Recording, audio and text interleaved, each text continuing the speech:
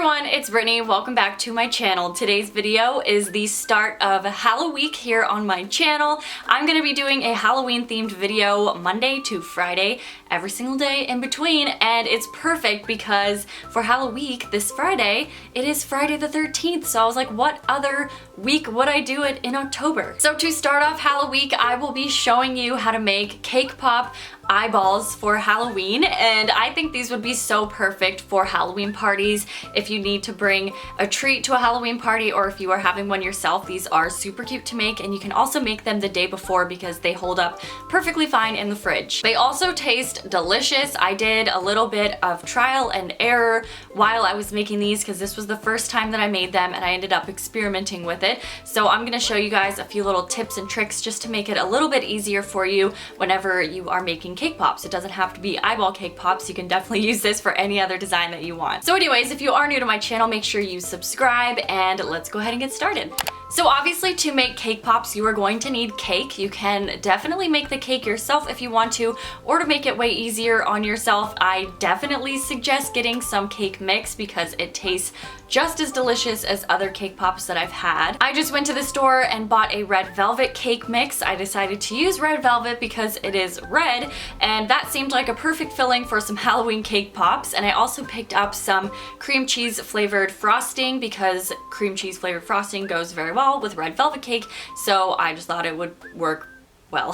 So depending on what cake you're using, just follow the directions on the box. Mine made two 9-inch square cakes. I ended up only using one of the square cakes because I wasn't making a ton of cake pops, and one of them makes about 10 to 12 cake pops, just depending on how many you want to make. So if you want to make a ton, just use the entire cake mix and you should be fine. I went ahead and baked the cake. I let them cool completely and then I crumbled them up. So you can use your hands or a fork or something just to crumble it up, which I did at first.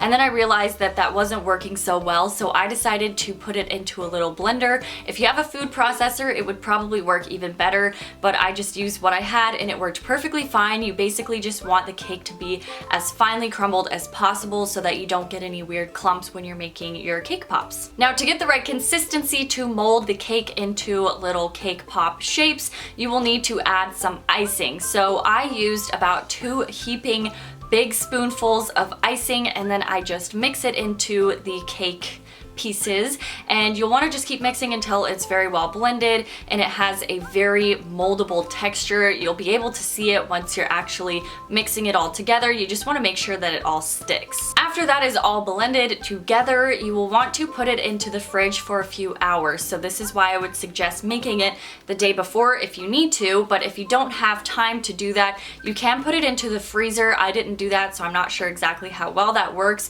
but you would probably only want to put it in there for like 25 to 30 minutes, but I did mine overnight in the fridge because I ended up going to the mall and I had a ton of time just to let it sit, and then I worked with it the next day. So if you decided to put yours in the freezer or the fridge, whatever it is, take it out once it's pretty cold and you're going to start molding the cake pop. So you can do this by hand if you want, just by rolling a maybe spoonful of it between your hands and getting it to the size and shape that you want. But I have a little cake pop mold that my mom got me. I think she got it from Burlington, but you can check places like Michael's or HomeSense or other stores like that that have different like kitchenware and bakeware products, but you definitely don't need it. You could definitely just use your hands to mold them if you want, but this just made it a lot easier and made sure they were all the same size. Now, to get the cake molds onto a stick, you will obviously need some lollipop sticks. You can get these from Michael's in the baking section, or you can even check dollar stores. I think I found them at dollar stores in the past and they are super cheap.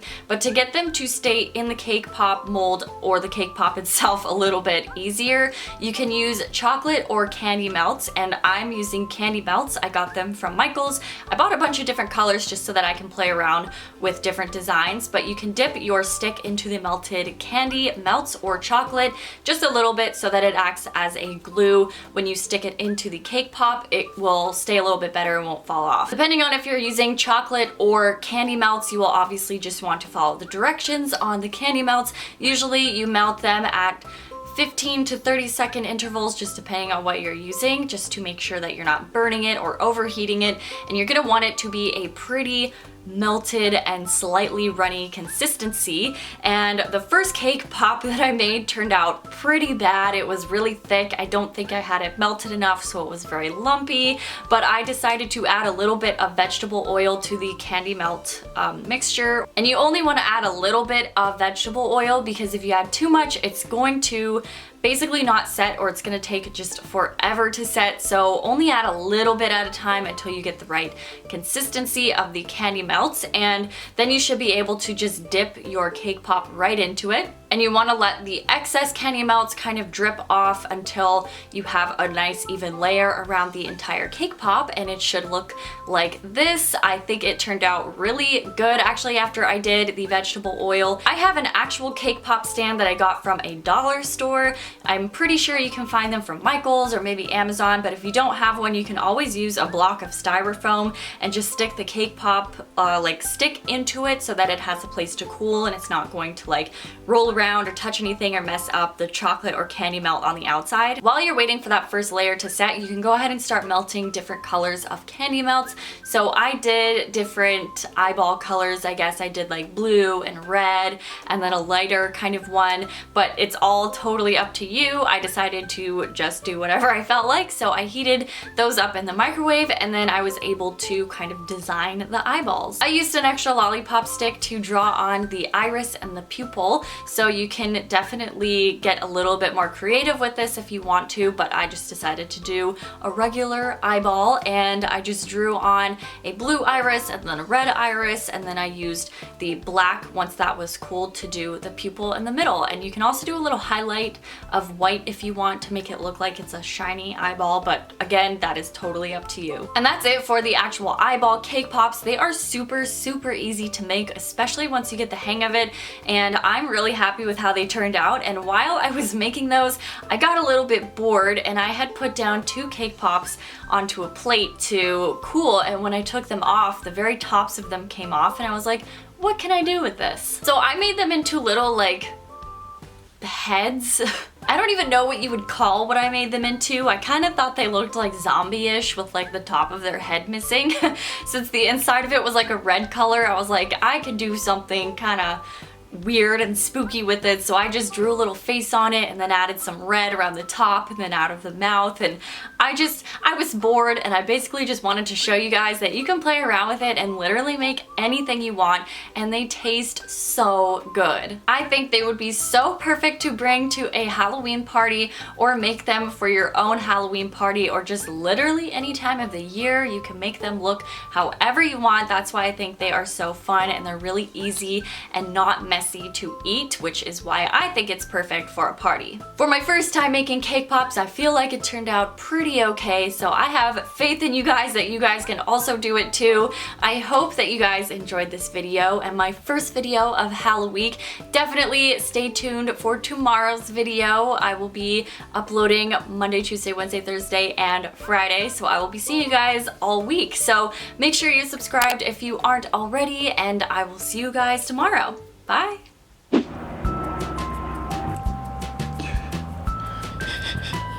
You're really struggling. Okay. Were you filming that? Yeah.